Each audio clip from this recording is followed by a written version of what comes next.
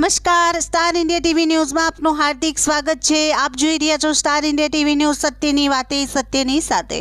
સાબરકાંઠા જિલ્લામાં હિંમતનગરના કાનડા ગામે ફોઈબા માડીનો 20મો પાટોત્સવ ધામધૂમથી ઉજવાયો। હિંમતનગરના ધારાસભ્ય વીડી ઝાલા, પૂર્વ ધારાસભ્ય રાજેન્દ્રસિંહ ચાવડા સહિત તાલુકામાંથી દિલીપસિંહ મકવાણા માતાજીના દર્શને આવી માતાજીના ચરણોમાં શીશ નમાવ્યો હતો।